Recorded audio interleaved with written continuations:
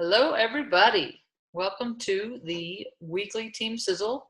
I will be hosting tonight. I'm very honored to introduce the one and only Cresta Glazier. We're going to excuse Romy tonight. She's taking care of family. And tonight, just so you have a heads up, we are giving away a coriander essential oil. So don't let me forget, Cresta, when you're done to do that. Okay, I'm going to write it down. Okay, so I met Cresta, I don't know, 2 years ago? 1 year ago? Not quite sure. Cresta and I. It's probably a year? Yeah, year and a half, something like that. Probably almost 2 years. Okay.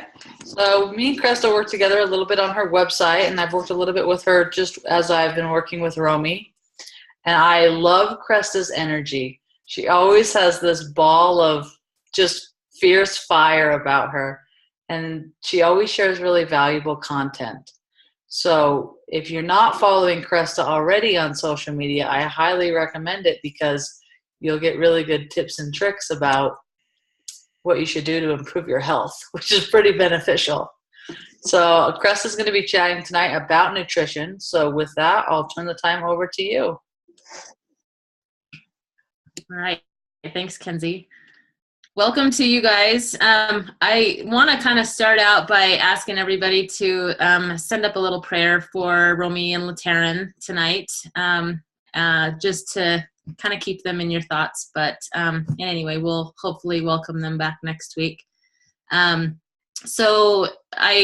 kind of interesting how the topic of me speaking to you all about nutrition came up. We were in our leader meeting yesterday, and started chatting about some stuff, and Romy asked me to come and share with all of you. So first I wanted to kind of share with you a little bit about how I got into this sort of line of work.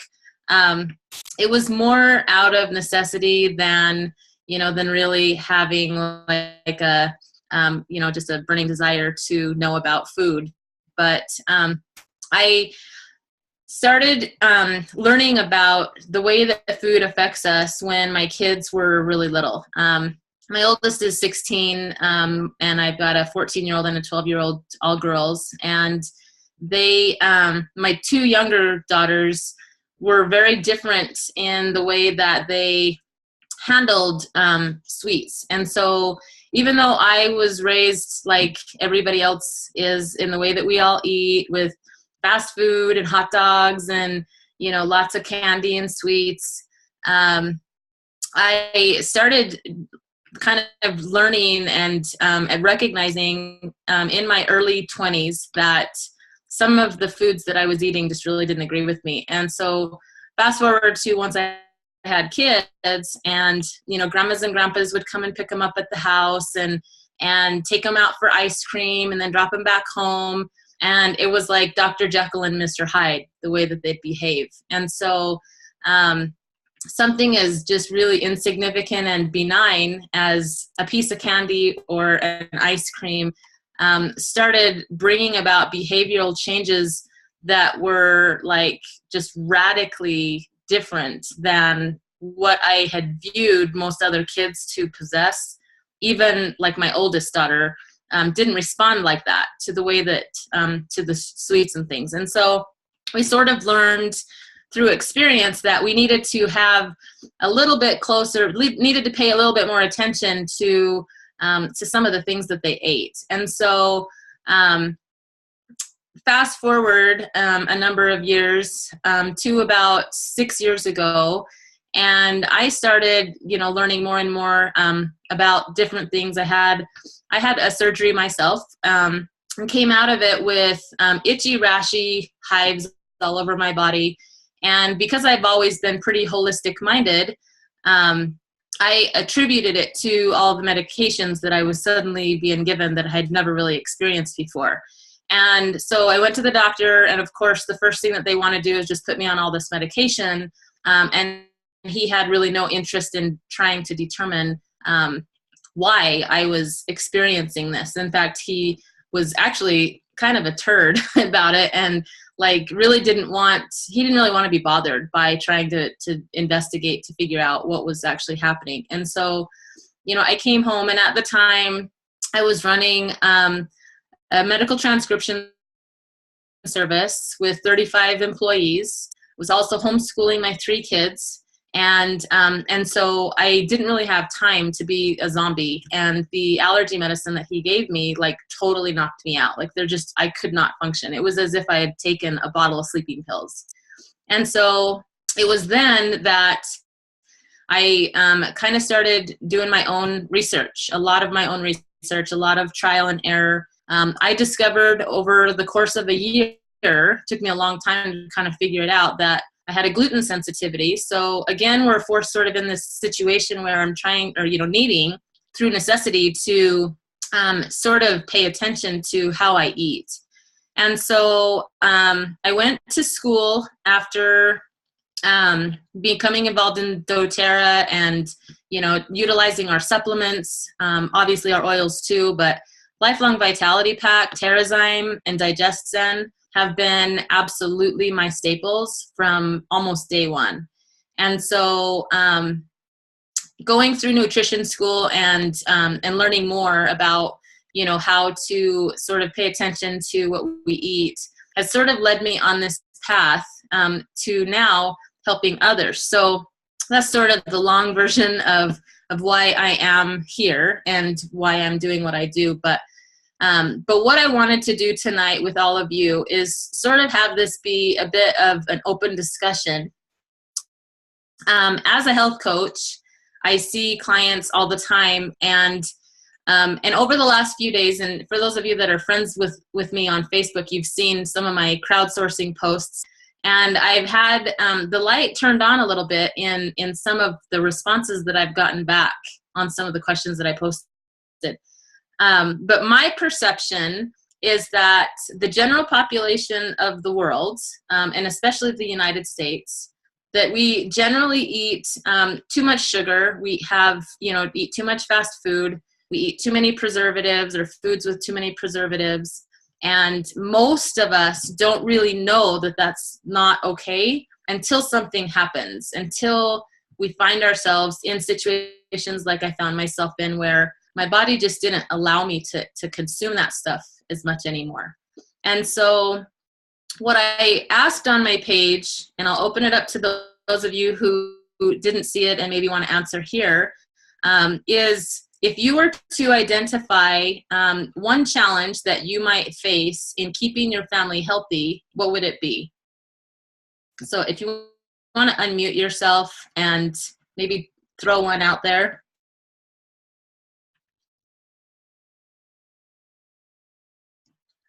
If nobody has one, I can share what we had on our. I have one. On some of the, go ahead. Convenience. I think that's one of my. That was a big one. Honestly, that was a really big one. Not having enough time, wanting to eat healthy, but not having enough time to actually sit down and cook a meal. Mm-hmm. Some others. Does anybody else want to chime in on one? Go ahead, Joanna. My in-laws. Who not wanting to be healthy? What? Oh, go ahead. Just my in-laws undoing everything that we do with our kids, and having that whole food dye sensitivity, and then they think we're depriving them because we don't give them hot dogs or chicken nuggets or candy or any of that, so then they sneak it in when they have them, and so then we have to like detox the kids after they go over there. And so I don't really know how to deal with that. That was actually a suggestion too, in a slightly different way. It was mentioned as like birthday parties, school functions, things like, kids are rewarded with candy rather than other things. And so it's considered normal to like pump our kids full of sugar and all of that. And to those of you that maybe don't know or have really not experienced the dramatic effect of what that can actually mean, and then to those of you who are living what that dramatic effect can be, it can really be substantial. So to give you, Joanna, I might actually ask you to describe a little bit about what happens to your kids when they consume those foods. Like, can you share with us a little bit about, what happens? Sure. So it's one of my children in particular because he has sensory processing disorder. So he's very sensitive to any kind of food dye, and just certain foods. And I can tell right away when he has something that he's not supposed to have because he gets emotionally reactive, like to the umpteenth degree. He does a lot more of his sensory seeking behaviors, like crashing, spinning. Everything is just loud. Like it just makes everybody miserable for 2 to 3 days afterwards when he has anything like that. My other kids just seem to they don't have as much of a reaction to it. My older son definitely has more like focus issues and again, just like the hyperactivity that comes along with it. So cool. Thanks. Thank you for sharing. For us, it was sort of similar to that, where you would have this sweet little girl who was, at the time we recognized it. She was 3, and so you'd have she'd just be playing and like completely just no big deal. Like she was just a normal little child, and then she would have candy because we had it in the house. And then I, later found that she would sneak it. And then I'd find like these gigantic piles of wrappers behind couches and, under her bed and things like that. And then, she would eat it. And then like within a matter of literally just a couple of minutes, like she was suddenly crying, like hugely emotional, like somebody died, totally irrational. You couldn't talk to her. You couldn't reason with her. And I'm sitting here thinking, holy crap, like what is seriously wrong with my kid? Like this is really not okay. And so I started asking my friends a lot of questions. I started, trying to find other moms or other kids that were struggling. And I had a hard time finding really anybody that had gone to the effort to find that. Most of my friends at the time, they were having kids who were diagnosed with ADHD and all of this other stuff, and getting put on medication. And I didn't want that for my kids. So it forced us to get into a place where we just had to do things differently. So does anyone else have one more thing maybe that we want to add in terms of a challenge in keeping your family healthy?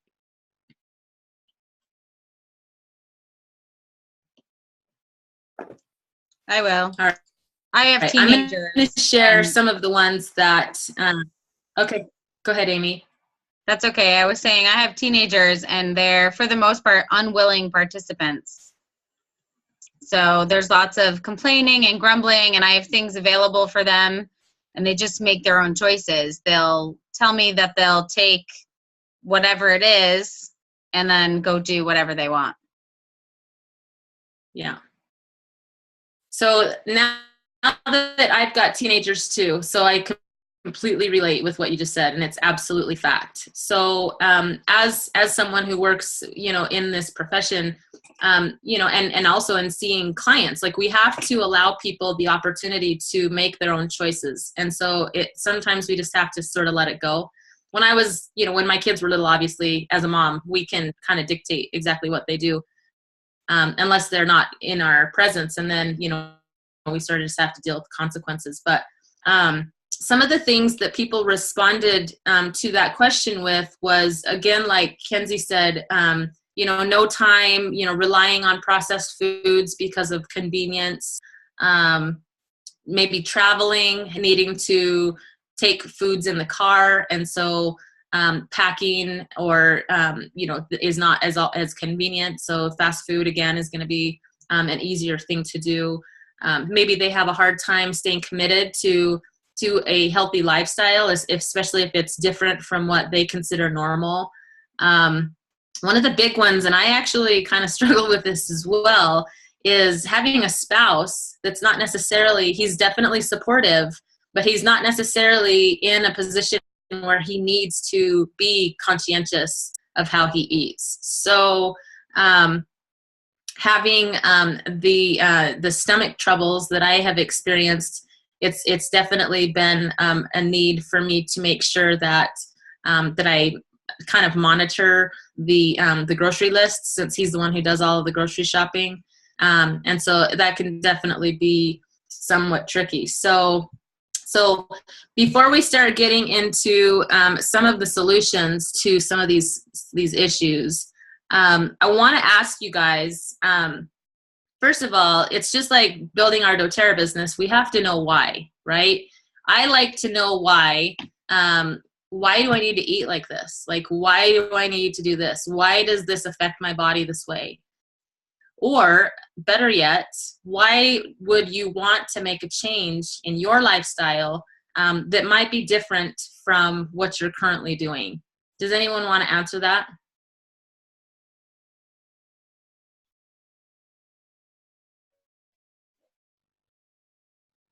Another question might be, why would you want your family or your kids to eat right?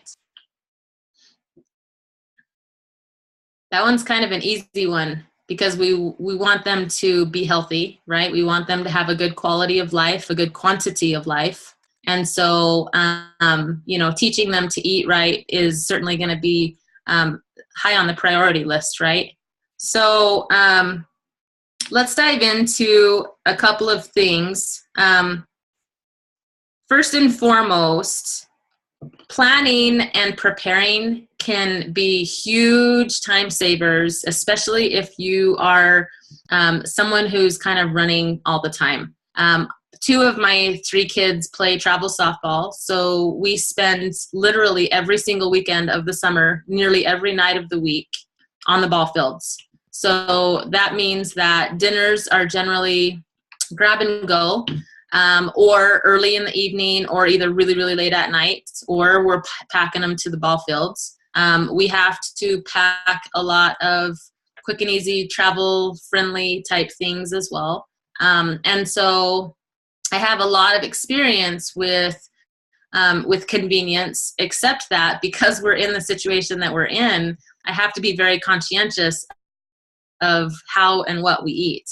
Another dynamic that played into our lifestyle was that last year, my middle daughter was diagnosed with abdominal migraines. And so if you've not ever heard of what those are, it's basically a migraine, only it happens in your belly and not in your head. And so it comes along with nausea and vomiting, just like a head migraine does. It's super, super painful. And so she has been very, very actively involved in softball, and at the time was the pitcher and also played second base on her team. So being an infielder on this super competitive league, the suggestion to put her on an antispasmodic, that one of the main side effects was dizziness and lightheadedness, was not a good idea given her role on her team. And so this is where, thankfully, having essential oils on hand was certainly a blessing. And, ironically, Digestin was a magic oil because of the tummy stuff. What's interesting to me, and hopefully this doesn't go online because I'm sure this isn't compliant, but most of the oils in Digestin are antispasmodics. So talk about a blessing to be able to utilize that for her and be able to help to bring about some support to her tummy. So planning ahead is definitely something that can be really helpful. So how many of you have ever heard about or even tried batch cooking? By show of hands. Okay.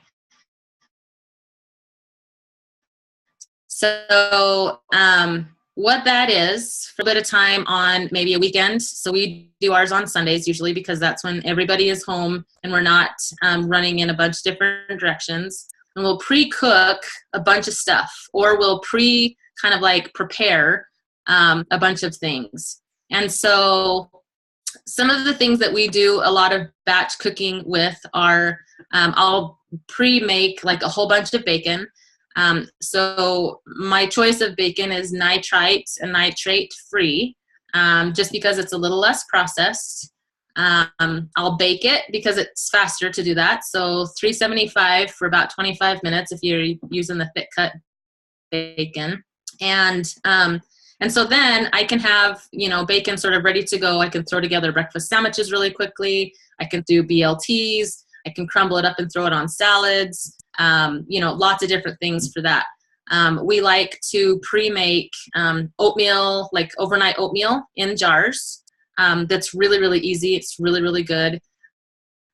We do like baggies of smoothie mix. So I'll throw in I use a lot of fresh, frozen organic fruits and fruits for my smoothies because it's easy.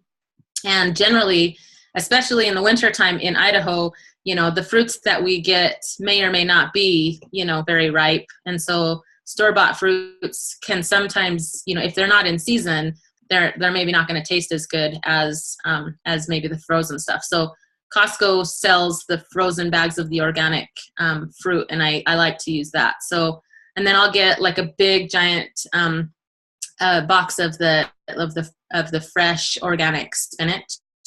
And so I'll just make my smoothie packs.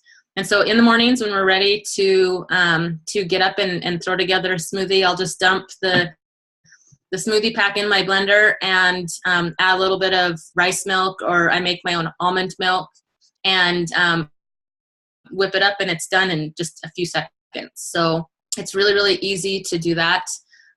We can sometimes we'll pre-make a whole bunch of chicken breasts in the crock pot.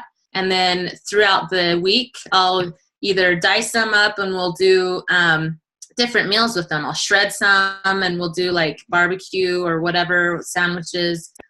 We can slice it up and do fajitas. And it's just a matter of pre-making some of the foods that you like, and then serving, just reheating it the night that you're going to have it. So for a family of 5, we usually will just, pre-make different things, and then utilize, if we have a whole bunch, then I'll freeze some of it, and then just, try to schedule when to take it out of the freezer to just reheat. So it makes it really, really easy to be able to do that. So another part of a healthy lifestyle is definitely drinking a lot of water. And one of the things that was mentioned on the post was a spouse that didn't like water. So what are some things that you guys do or have tried that helps you to drink your share of water every day?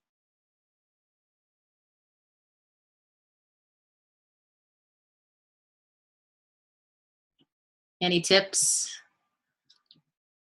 I find that if I flavor it with something, that really helps me. And lately it's been spearmint and lime oil. That's been awesome. And then I drink it with, in my mason jars, like the big mason jars, with a stainless steel straw. And I keep track of how many mason jar fulls I have of water. So that kind of helps me space it out. And I try to drink at least 3 of them a day. So I try to keep track of, okay, I've had 1 in the morning, and then 1 throughout the afternoon, and 1 in the evening. Awesome. Good tip on the oils too. Anybody else? I used to love the oils, Cresta, but because of my skin sensitivities that have come up in the last year and a half, I just have to get that water down all by itself. But I kind of make a game out of it. And like Joanna, I get 1 down in the morning, 1 over the noon hour kind of, and then 1 in the afternoon. I am older and my bladder doesn't like all that water at night.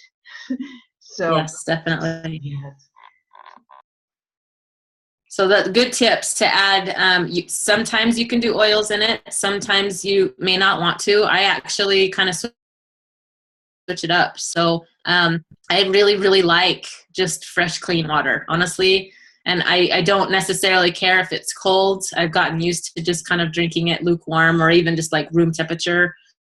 I don't mind it that way at all. In fact, I've gotten so used to it that ice cold water almost is too much. But some other tips in helping to flavor your water is maybe adding cucumbers or fresh berries or lemon slices or different things like that. And you sort of just get the essence of those things so that, it makes it be a little bit different without it feeling boring, like plain old water all the time. I'm kind of a water snob too. We have a reverse osmosis system in our house. And so if I'm out and about, and certainly in the city, it tastes like chlorine. Well, the water tastes like chlorine. And if it's gross like that, then I just can't drink it. It's hard for me to want to drink, 50 ounces of water in a day if it tastes bad. So, if you have yucky water, I highly encourage you to, use some sort of a water filter. Even a Brita filter would be sufficient, but anything that's going to make it taste good so that that you want to drink it. But it's important to to give our body the water because it's helping us to flush, different toxins and things that we're maybe coming in contact with. But it's also important to help us to not only give us energy a little bit just because of normal body function, but to just help our body to just, be where it needs to be so that our skin isn't, dry and, whatever. So lastly, or next, I should say, sleep. Sleep is a really, really big one. How well do you guys sleep? Does anyone here get more than 6-7 hours a night? Less than 6 hours? Okay. Well, Joanna, you've got babies, so it doesn't count for you. Thanks. I'm hoping that'll come to an end soon. Unfortunately. So sleep hygiene is something that's really, really important. And in our fast-paced life, devices and electronic devices are kind of like attached to the end of our arms pretty much nonstop. So adopting a sleep routine that removes those devices from in front of our eyes at least 30 minutes before we're laying our head on our pillow is really important. But also to develop a bit of a nighttime routine if you struggle with getting your full night's sleep. Not getting enough sleep can actually have a really detrimental effect on our health. It can make us not want to make some of the healthy decisions that we might normally make. It can put us in a situation where we just don't feel, we just don't have the energy to maybe cook a meal or, pre-do anything, prep anything or whatever. So, so choosing some of the options that we know we probably shouldn't have, becomes a whole lot easier to do when we're tired. So, so one of the things that I wanted to share with you, some of the conversation that we had yesterday was, and hopefully she doesn't get mad at me, but Romy was struggling with a little bit of a tummy ache from having some ice cream the night before. And she was trying to identify like what in the ice cream was hurting her stomach and making it not be something that she could enjoy. And we were sort of having a conversation about some of the ingredients that can sometimes be found in ice cream. And so I'm a bit of a documentary watcher. And lately I have been watching a lot of food type documentaries because I'm researching some information for the purpose of writing my next program.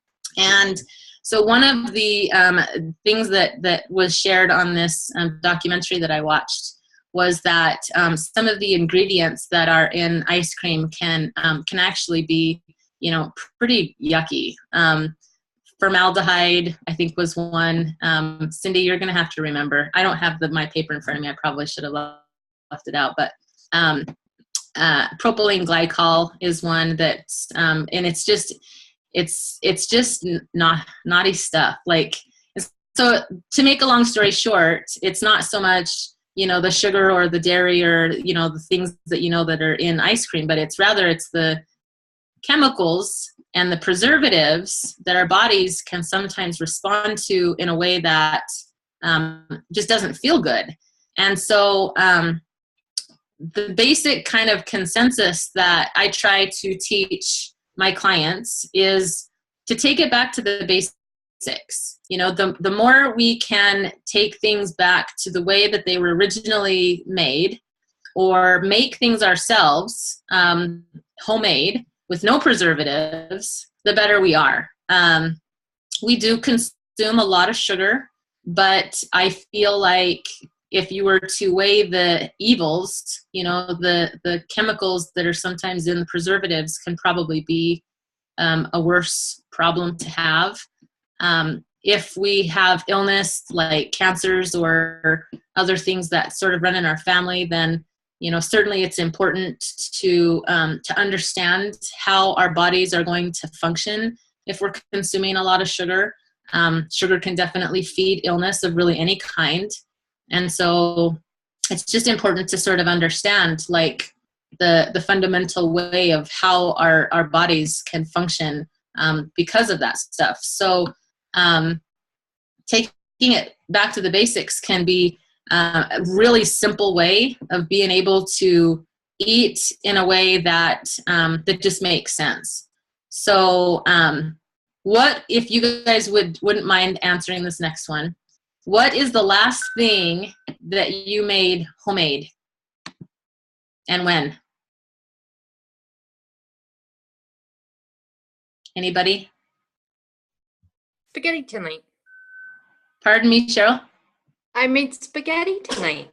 Oh, perfect. I made it with the tomatoes, and I made my own spaghetti sauce that I canned in the fall. Very nice. Used beef that we raised. Even better. That's awesome. I haven't tried making pasta yet, but eventually I'm going to try it. That's awesome. Yeah. That's awesome. Anybody else?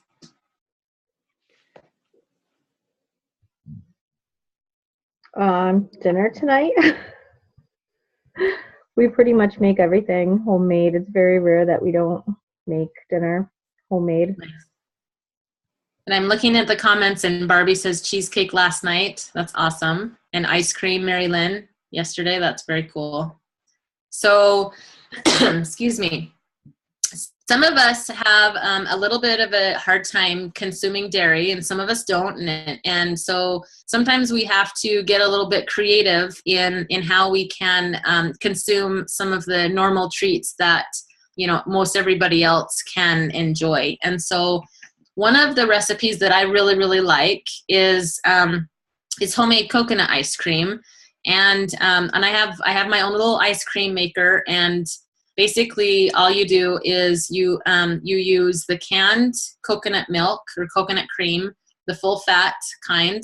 And in a blender you can add, and I'd have to find the actual recipe, but you sweeten it with a little bit of honey. You can flavor it with a little bit of vanilla extract if you want just vanilla flavor. You do almond extract if you like that. You can add cocoa powder or raw cacao powder if you want chocolate. And then you just blend it in your blender until it's all combined real well, and then pour the mixture into your ice cream maker and watch it turn into soft serve.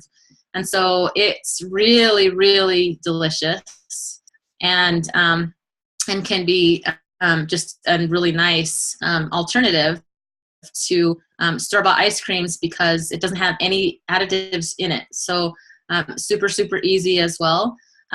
So something that you can try if you choose to, but we, like I said, I don't do well with dairy, so I do make my own almond milk. I buy the, does anybody here make that? You have any desire to know how to make that?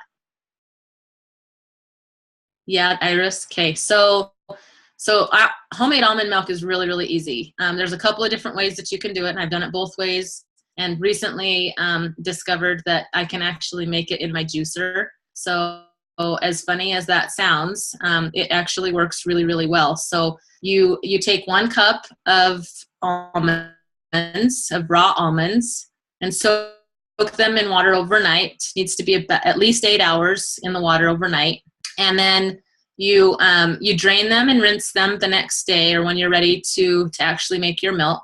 and then you add them to about 3 cups of water. And so if you don't have a juicer, you can throw all of that in a blender. And then I have what's called a milk bag, and it's basically just like a drawstring bag that's made of a fabric that's really, really tight weave.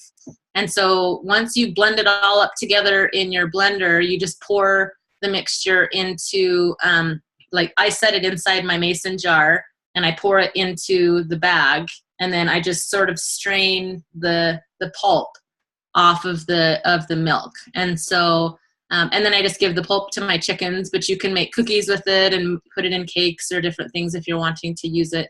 But I use my juicer. I soak them, and then it's the same thing. You still have to use the 3 cups of water. And so I'll just get like a ladle, and I'm just scooping a little bit of water and a little bit of the nuts right into my juicer. And so the pulp is coming out one side, and the milk is going into my other little container. I still pour it through my milk bag because the juicer that I have still puts quite a bit of the pulp in the juice, or well, in this case, the milk. And so I like to strain it out a little bit more. But for those of you that struggle with dairy, it's a milk that can actually be really, really nice in coffee because it's still really creamy like real milk. And so I use rice milk as well. And rice milk is just kind of thin. It's not as nice in coffee. So, or lately, Kenzie put us on to the Creo brew, and that's delicious. But to put the homemade almond milk in that, it's really, really yummy too. So, some tips there for you as well.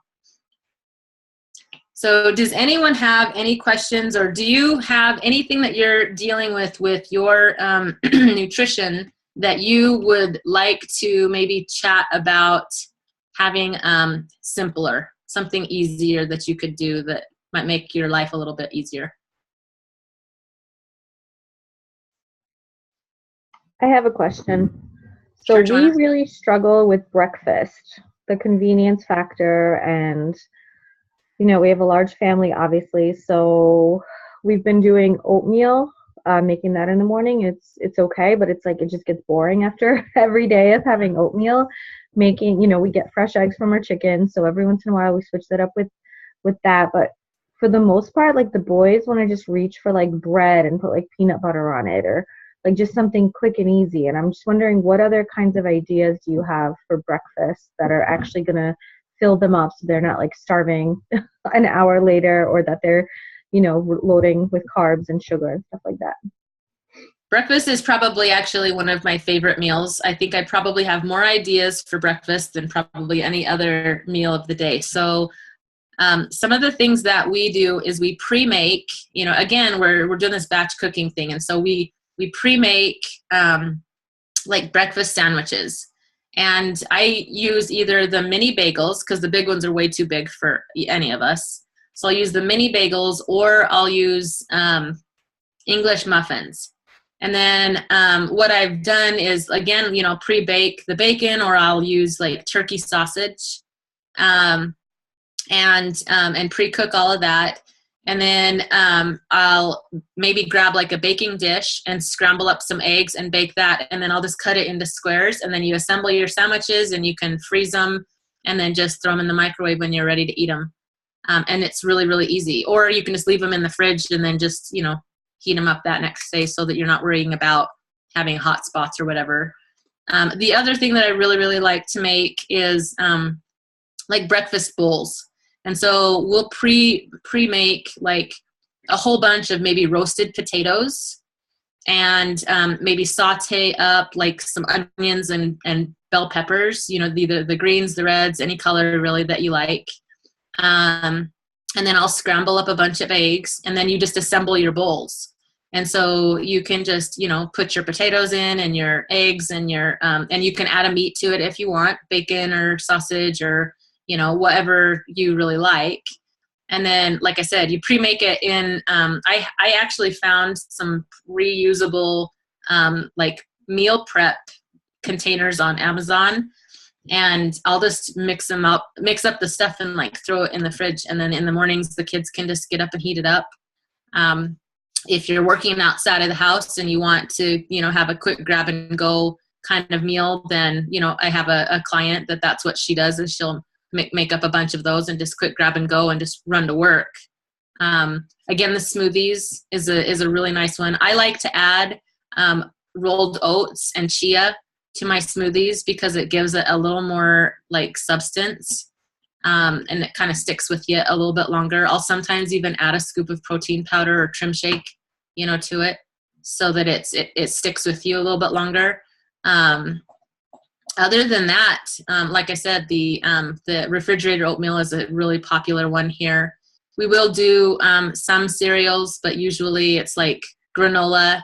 We'll do like yogurt parfaits, which is really, really good. I'll get like just plain. I usually use plain Greek yogurt, and by itself, it's kind of like sour cream. It's I don't know. I don't mind it, but some people are like, oh my gosh, that's so bad. But I'll drizzle it with a little bit of honey, and then I'll sprinkle like granola on it, and then add berries, whatever berries I have on hand to it, or fruit, bananas, things like that. And that usually will stick with them for a little while. And then boiled eggs. We do a lot of eggs too. We have chickens as well. So I'll do boiled eggs in my rice cooker. If you've never done that, it's amazing. So you just steam them in your little vegetable basket in your rice cooker. So good questions. So I have a question about that. What about like being gluten-free? So I've been reading a lot about that and about just how, obviously all the GMO wheat in this country just has so much more gluten in it, and how that is just not good for you. Like, do you find that too? Even for people who don't have like a gluten sensitivity or celiac, that we should be staying clear from gluten and just generally processed grains? Yeah, I think that as a whole, I think that people are generally they're reacting to it, but they may not realize they're reacting to it. I think that the wheat that we have in our, in our existence nowadays is not at all like the wheat that it used to be back in the day. It's a completely different substance now.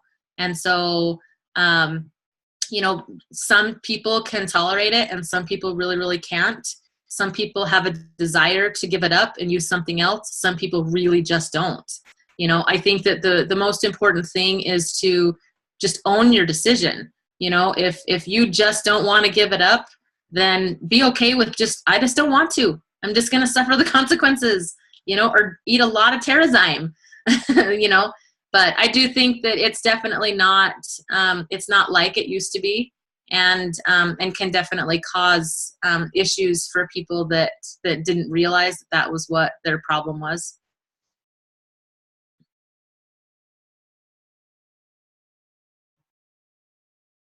Anybody else have anything you want to add or ask? When it comes to the wheat, has anybody tried now? Okay, I'm a Canadian. So have you guys tried using Canadian flour? It's a much harder wheat. I have not. Not nearly as soft as the wheat grown in the Midwest. So it's an option. I would actually really be interested in researching that some. That's interesting. Yeah. I've heard that for people that do struggle with wheat, that sourdough actually doesn't bother them. Perhaps due to the fermenting process. I've made a lot of sourdough. I love my sourdough. And the only problem with it is that it is a very time-consuming process. Yeah. And making sure to schedule, to get it done can definitely be. Don't forget to add to that yeast or to your starter. Yes, exactly. Yeah. Yeah. Okay, I missed it when it popped up. What did she ask? She's asking if you have the brand names for the Canadian flour. Like, how would we in the United States purchase that? Oh, let's see. Well, Robin Hood. I don't know if you guys have Robin Hood flour there. I think you do, don't you? I bet we could find it on Amazon. Okay, so Robin Hood flour is one. P&H, Parrish and Heimbecker is another wheat. Okay. White flour And third one would be, I'd have to look it up, but I can let you guys know. I can post something on the page. Okay, awesome. That'd be great.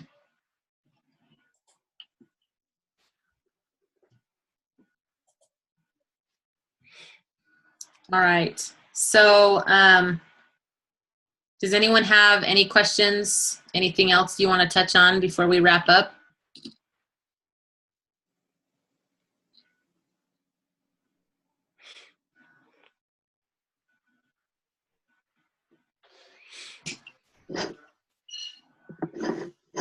Okay. Well, Kenzie, Wow. do you want to? I learned a lot. So when you were talking, my 3-year-old came in and requested pancakes. I just want you to know, in the last 20 minutes, I did not open the pre-made pancake package. I made them from scratch. Progress, right? That's awesome. I'm going to stop the recording.